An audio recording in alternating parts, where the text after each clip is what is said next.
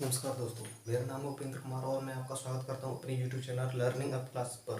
तो दोस्तों, काफ़ी लोगों के बहुत सारे कमेंट आ रहे थे कि हमारे जो एग्ज़ाम है वो आ गए हैं, आप हमारे जो सब्जेक्ट है फिजियोलॉजी उसके आप मोस्ट इम्पोर्टेंट क्वेश्चन बता दें। तो दोस्तों, मैं आज आपको फिजियोलॉजी के मोस्ट इम्पोर्टेंट क्वेश्चन बताने वाला हूँ जो आपके लिए बहुत ही महत्वपूर्ण होंगे तथा आप पर अपनी परीक्षा में 100% पास हो जाओगे, इतनी मैं आपको गारंटी देता हूँ। तो चलो दोस्तों, वीडियो शुरू करते हैं। वीडियो को शुरू करने से पहले यदि आपने हमारा चैनल अभी तक सब्सक्राइब नहीं किया है तो चैनल को सब्सक्राइब कर दीजिए ताकि अगली वीडियो की नोटिफिकेशन आपको जल्दी प्राप्त हो सके। तो दोस्तों, हमारे जो सब्जेक्ट है उसका नाम है फिजियोलॉजी। क्या है? फिजियोलॉजी। तो इसके हम मोस्ट इम्पोर्टेंट क्वेश्चंस के बारे में बात करते हैं जो कि एग्जाम में आने वाले हैं। वो क्या क्या है? तो सबसे पहले हम बात करते हैं कि सबसे पहला जो हमारी सब्जेक्ट है उसके हिसाब से कौन सा क्वेश्चन बनेगा। तो आपका जो क्वेश्चन सबसे पहला जो बनेगा वो ये बनेगा कि पादप शरीर क्रिया विज्ञान, पादप शरीर क्रिया विज्ञान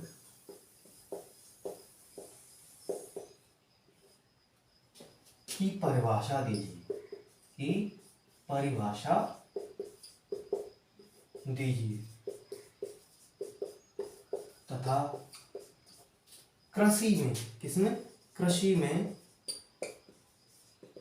इसके महत्व के बारे में,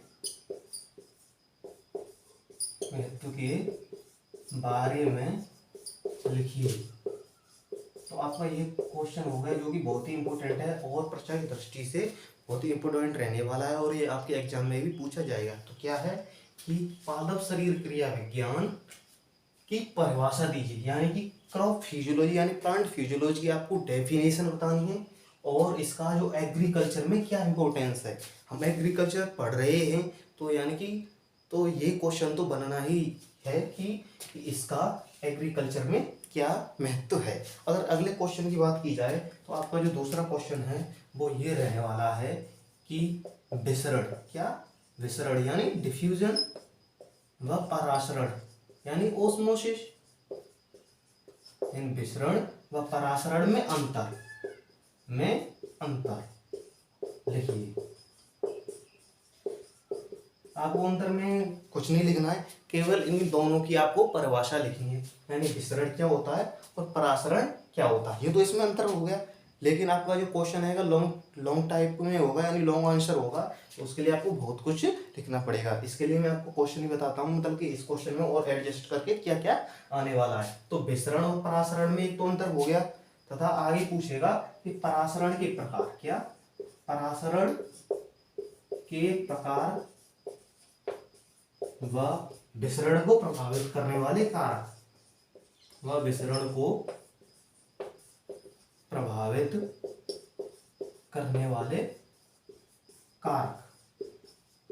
कारकों को लिखिए।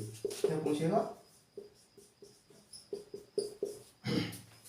कि विसरण और परासरण में क्या अंतर है, आपको इन दोनों की परिभाषा लिख देनी, तो उसमें जो अंतर है वो स्पष्ट हो जाएगा। फिर आगे क्वेश्चन पूछेगा कि परासरण के प्रकार। तो मैंने आपको बताया था परासरण दो प्रकार के होते हैं, पहला है कि अंतःपरासरण और दूसरा बाह्यपरासरण। अगर आपने मेरी जो वीडियो डाली हुई है वो नहीं देखी है तो आप मेरे यूट्यूब चैनल पर जाकर उस वीडियो को देख सकते हैं। आपको जो इसमें जो सारे टॉपिक हैं इंपॉर्टेंट वो मैंने सारे की वीडियो डाल रखी है, आप उनको जाकर देखिए और आपको अच्छी तरह समझ में आ जाएगा। और विसरण को प्रभावित करने वाले कारक यानी परासरण के प्रकार हो गए और विसरण को प्रभावित करने के कारक कौन से। मैंने आपको बताया था कि विसरण को 3 कारक प्रभावित करते हैं, तापमान, कणों का आकार और दाब। मैंने आपको वीडियो में सब कुछ पढ़ा रखा है, आप मेरे चैनल पर जाइए, प्लेलिस्ट को देखिए और इन टॉपिकों को समझ लीजिए, क्योंकि ये आपकी परीक्षा में आने ही वाले हैं। 100% यही क्वेश्चन पूछे जाएंगे। आपका जो अगला क्वेश्चन है वो ये है कि पादप, क्या? पादप हार्मोन, पादप हार्मोन्स क्या होते हैं, या परिभाषित कीजिए। यानी पादप हार्मोन्स को परिभाषित कीजिए, ये क्या होते हैं, इनके प्रकार व कार्यों के बारे में लिखिए। कार्यों के बारे में लिखिए। यानी कि पादप हार्मोन से ये क्या होते हैं और इनके प्रकार, यानी पादप हार्मोन से पहले परिभाषा दे दीजिएगा, उसके बाद इनके प्रकार लिख दीजिएगा। मैंने आपको ये वीडियो डाल रखी है, उसमें मैंने आपको हार्मोन्स 5 प्रकार के बताए हैं और उनके कार्यों के बारे में एक एक करके पढ़ाया हुआ है। आप मेरे चैनल पर जाइए, वहां से आप वीडियो को देख सकते हैं और आपको कुछ भी पढ़ने की जरूरत नहीं है। मैंने जो वीडियो डाल रखी है आप उनको ही कवर कर लीजिए, उनको लिखकर याद कर लीजिए, आप 100% अपनी परीक्षाओं में पास हो जाओगे। आपका जो अगला क्वेश्चन है यानी चौथे नंबर का, 3 क्वेश्चन ये हो गए। मैं आपको केवल 10 क्वेश्चन ही बताऊंगा, उनमें से आपको 100% वो ही आपको अपने पेपर में देख जाएंगे। तो आपका जो अगला क्वेश्चन है वो ये है कि प्रकाश संश्लेषण को परिभाषित कीजिए। किसको? प्रकाश संश्लेषण को, यानी प्रकाश संश्लेषण को परिभाषित कीजिए, परिभाषित कीजिए। और इससे आगे ये तो ये होगा कि इसी परिभाषा की यानी डेफिनेशन लिखनी है आपको, फोटोसिंथेसिस की डेफिनेशन लिखनी है। और इससे आगे वो इसमें क्वेश्चन में एडजस्ट करके और क्या पूछ सकता है कि इसमें वो पूछ सकता है कि प्रकाश व अंधेरी अभिक्रियाएं, अंधेरी अभिक्रियाएं, अभिक्रियाएं क्या होती हैं, अभिक्रियाएं क्या होती हैं। और इससे भी आगे आपको कुछ पूछेगा कि प्रकाश संश्लेषण को ऐसे कौन कौन से कारक हैं जो प्रभावित करते हैं, यानी ऐसे कौन कौन से फैक्टर हैं जो प्रकाश संश्लेषण को प्रभावित करते हैं, तथा प्रकाश संश्लेषण को, प्रकाश संश्लेषण को प्रभावित करने वाले कारकों को लिखिए, कारकों को लिखिए। दोस्तों मैं इन सारे टॉपिक के ऊपर पहले से ही आप अपने YouTube चैनल पर वीडियो डाल चुका हूं। आपको अगर इनमें से कोई सा भी टॉपिक समझ में नहीं आता है तो आप मेरे YouTube चैनल पर जाइए और वहां से इन सारी वीडियो को देख लीजिए, आपको 100% गारंटी है कि आपको समझ में आ जाएगा। तो इसमें आपको क्या क्वेश्चन है कि प्रकाश संश्लेषण को आपको परिभाषित करना है, यानी डिफाइन करना है, और प्रकाश और अंधेरी अभिक्रिया यानी लाइट और जो डार्क रिएक्शन होती हैं वो क्या होती हैं, और ऐसे कौन कौन से कारक हैं कि जो प्रकाश संश्लेषण को क्या करते हैं, इफेक्ट करते हैं, यानी ऐसे कौन कौन से फैक्टर हैं जिनका प्रकाश संश्लेषण पर प्रभाव पड़ता है। तो हम अगले क्वेश्चन की बात करते हैं। आप इन सारे के सारे क्वेश्चनों को एक कॉपी पर लिख लीजिए ताकि आपको पता रहे कि हमको कौन कौन से जो टॉपिक हैं वो क्लियर करने हैं। तो हमारा जो अगला क्वेश्चन है वो ये है कि बाष्पोत्सर्जन क्या है, क्या बाष्पोत्सर्जन क्या है, या बाष्पोत्सर्जन को परिभाषित कीजिए, परिभाषित कीजिए। ये तो यानी इसकी जो परिभाषा है उसको पूछेगा, और इससे आगे इस क्वेश्चन में एडजस्ट करके और क्या पूछेगा, बाष्पोत्सर्जन को परिभाषित कीजिए तथा इसके प्रकार व रंध्रीय बाष्पोत्सर्जन, रंध्रीय बाष्पोत्सर्जन की क्रियाविधि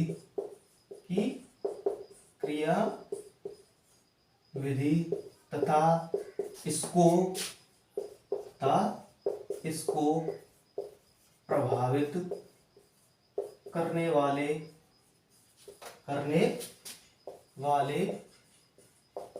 कारकों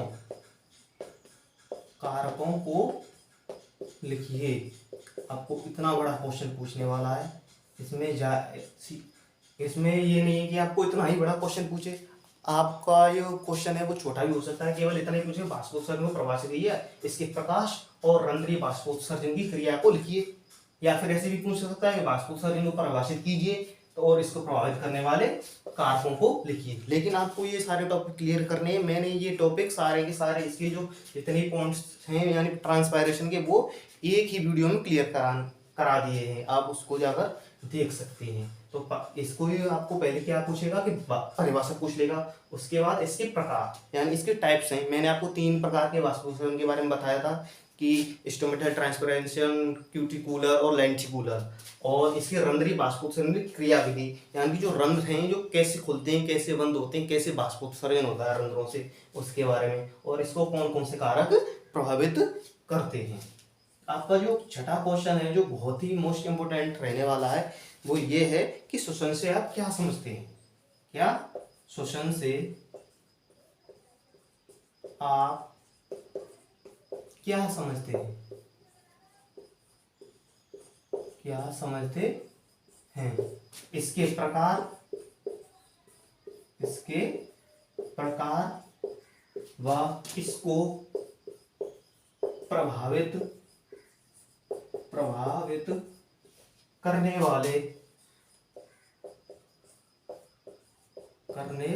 वाले कारकों को लिखिए। ये भी पूछ सकता है आपसे। मैं आपको केवल 10 ही क्वेश्चन लिखाऊंगा जो कि आपके क्वेश्चन पेपर में आने वाले हैं। मैं आपको बताता हूँ, आप मेरे जो 10 क्वेश्चन मैं बता रहा हूँ उनमें से आपको कम से कम 8 से 9 क्वेश्चन आपको अपने पेपर में देखने को मिलेंगे। आप इन क्वेश्चनों को बहुत ही मोस्ट इंपोर्टेंट मानिए और इनको क्लियर कर लीजिए। अगर आपको कोई भी दिक्कत आती है तो मैंने इनकी सारी वीडियो पहले से डाल रखी हैं, आप उनको देखिए, आपको सारे के सारे टॉपिक्स क्लियर हो जाएंगे। यानी श्वसन से आप क्या समझते हैं, यानी रेस्पिरेशन क्या होता है, इसकी डेफिनेशन दे देनी है, और इसके प्रकार व इसको प्रभावित करने वाले कारक। ये कितने प्रकार का होता है, मैंने आपको वाष्पोत्सर्जन जो श्वसन है यानी रेस्पिरेशन है वो 2 प्रकार का बताया था, एक तो एरोबिक और एक अनएरोबिक, यानी वायु श्वसन और अनवायु श्वसन। वायु श्वसन में क्या होता है, जो वायु की उपस्थिति में श्वसन होता है तो क्या कहलाता है, वायु श्वसन। और अवायु श्वसन में यानी वायु की अनुपस्थिति में श्वसन होता है, वो क्या होता था कि अनवायुवीय श्वसन होता था। और इसको प्रभावित करने वाले कारक यानी कि इससे कौन कौन से कारक हैं जो इसको इफेक्ट करते हैं।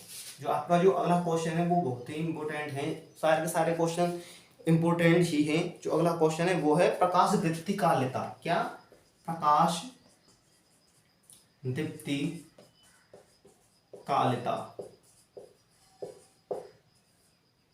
प्रकाश दीप्ति कालिता क्या होती है, क्या होती है। इसके आधार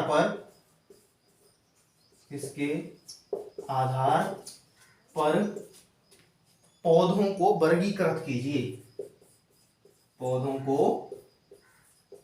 वर्गीकृत कीजिए।